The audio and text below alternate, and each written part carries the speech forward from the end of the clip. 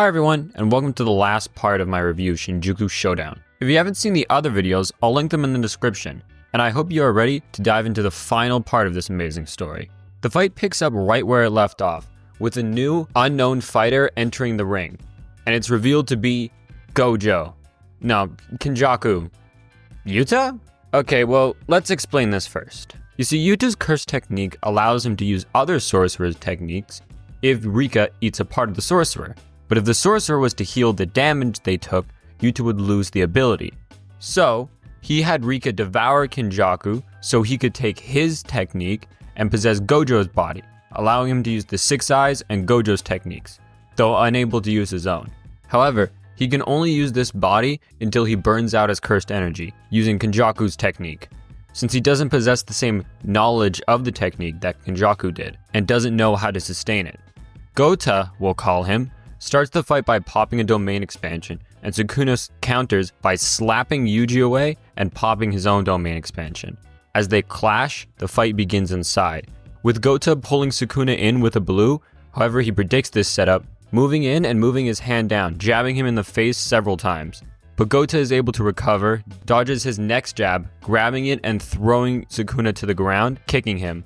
Then he moves in and palms Sukuna in the back of the head, barely dodging Sukuna's recovery punch. Though Sukuna notices he isn't used to Gojo's body and goes for a kick, which Gota is barely able to move away from it, gaining distance as he tries to fire off a red. Though it misfires and Sukuna moves in and rocks him with a right, Gota steps back and attempts to launch a purple, but as he recites the chants, Sukuna moves in, breaking his arms apart, stopping him from doing the sign, and punching him, throwing him into his domain. However, Gota uses blue to pull something into domain, a recorder. It plays a recording of Inumaki's voice, relaying the command to stop, as Gota launches a purple straight at Sukuna. However, the purple was incomplete and ended up destroying Sukuna's domain and Gota's barrier. With it, as they both move back, they both suffer technique burnout, with Gota collapsing as Yuji and Toto run in. Okay, we have two sorcerers to grade based on their performance. First, we have Inumaki. His only contribution were letting Yuta land the purple and training him in curse speech. So, his performance is similar to someone like Miwa, with him doing a bit more, so we'll put him in D. Now Yuta is just an S. Like, what can I say? He had the plans, the fights, almost sacrificed being able to return to his body, and taking out Kenjaku at the beginning of the arc. So yeah, easy S. As Toto and Yuji charged in, Sukuna caught Toto off guard and hit him with a black flash, breaking his Vibra Slap. With Yuji moving in and Toto bashing the Vibra Slap against his own head, swapping Yuji with the shards of Gota's domain, which are pure cursed energy. Yuji lands a hard left to Sukuna's face as Toto starts another swap, having Yuji switch with the domain shards around Sukuna before stopping him, letting Yuji hit Sukuna with a dismantle straight to the back. Now, how Yuji's dismantles differ from Sukuna's is that instead of flying slashes, it's a contact-related hit that cuts the barrier of the soul. But Yuji used a binding vow to switch it to the barrier between souls, allowing him to cut the connection between Megumi and Sukuna's soul. This attack was so powerful, it caused Sukuna to cough up his own fingers, slowly using his dominance over Megumi's soul. He swallows them though, as Yuji moves in, destroying the pillar Sukuna stands on, going for a left, but Sukuna dodges him, punching him into the wall. Toto sets up for his next switch, however, it ends up switching neither him, Yuji, or Sukuna.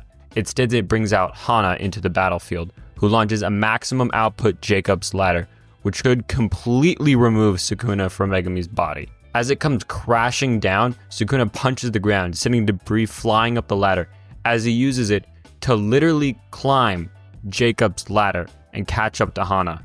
He winds his fist back to hit her, but Toto runs in and takes the blow for her. Sukuna lands his second black flash, now having the chance to regain his RCT output. Now we have another two performances to grade, first being Hana.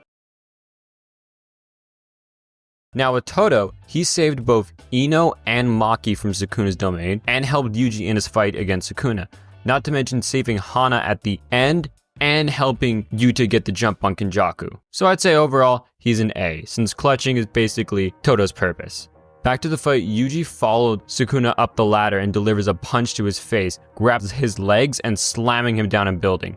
He tries to hit him with another dismantle, but Sukuna flips out of the way and sends a few of his own dismantles at him that Yuji dodges. But he's surprised by Sukuna's regenerated arms as he's rocked in the face. Yuji tries to regain his footing, but Sukuna grabs his arm and punches him in the gut and face and ends the combo with a knee to the face. Yuji flips back and uses a cleave on the floor, causing Sukuna to lose his footing as Yuji moves in, but he still dodges it, grabbing Yuji's hoodie and jabbing him in the face. But as Sukuna mockingly thinks Yuji won't land another dismantle, Yuji steps back and says the two words we were waiting the entire series to hear. Domain expansion. Favorite moment in Jujutsu Showdown, by the way. Now, I won't be covering chapter 265 due to it not really needing an analysis, but to anyone who's read the series, I would really recommend going back to read it, because the words spoken between the two characters in this chapter is some of the best writing Gege has ever had, and it's my personal favorite chapter in the entire series. Now let's try and explain Yuji's domain. Yuji's domain itself is unnamed, but we can figure out some things about it. The domain itself seems to swap between everywhere Yuji has been in his life, giving him the advantage and making his opponent struggle to keep up with the changing environment. And as for its sure hit effect, it seems that it has the ability to allow Yuji to land his soul dismantles without his punches landing themselves. Now let's return to the fight, where Sukuna opens hollow wicker basket while they walk down each other. Sukuna makes the first move, going for a kick, but Yuji grabs and delivers a chop to it. Though Sukuna uses his leg to lock Yuji, throws him to the ground and hits him with a jab to the face and then a hard right, sending him back. But Megami's soul begins to fight back against Sukuna, making him fall into his own shadow, while Yuji charges in and returns the hard right he just got hit by. Yuji then charges in, hitting Sukuna with a barrage of punches, and they both grab each other, going blow for blow with the CTE they're gonna have after this, finishing it off with a blow to the head. But Sukuna, knowing he's backed against a wall, takes a trick out of Gojo's bag, refreshing his burnt out curse technique by breaking down his brain and rebuilding it with RCT, allowing him to regain his domain. He sends slashes at Yuji to create some distance between them, shredding one of Yuji's gauntlets. But as it peeled off, it's revealed that Yuji was missing two fingers. The first being from when Sukuna used Yuji's pinky to swap bodies with Megami. What was the second for? Well, remember when I said way back in round 2 to remember how weird it was that Yuta explained how he got Sukuna's technique? Well, that was set up for this moment, where he actually fed Rika Yuji's finger to give him the technique instead of Sukuna's, so they'd have the last finger as a last resort. Now you might be thinking, what's the purpose of this last resort? The purpose of this last resort is getting hit by Nobara's residence. Now, how Nobara's technique works is if she has a part of a person and places it on one of her straw dolls, striking it with a nail, it delivers a direct strike to whoever body part she made contact with, and it bypasses defense. As she hits this attack, Yuji is able to move in, and Yuji is finally able to land his sure hit attack. As this mantle lands on Sukuna's chest, Yuji runs in and jabs him in the face, making him spit out his own fingers. But Sukuna returns the favor, gut-checking Yuji as they stand off for the final time. Both of them begin to go for the head, but Yuji outplayed him, hitting him with a delayed double impact, a divergent fist. And he comes in with number 10, straight to Sukuna's gut, shattering his connection with Megami. As Sukuna disappears on the ground, he and Yuji speak one last time, with Sukuna acknowledging him before fading away, ending Shinjuku Showdown. But first, let's go over these last few sorcerers' performances. First is Yuji. He's an S. You can't really say much, he literally won the fight. Next we have Nobara. Similar to characters like Miwa and Inumaki, she helped out with one play, so we'll grade her similarly, so I'd say it's a D for Nobara. Next we have Meimei. She helped with Toto's swapping in Sukuna's domain, which distracted him twice, so let's give her a C.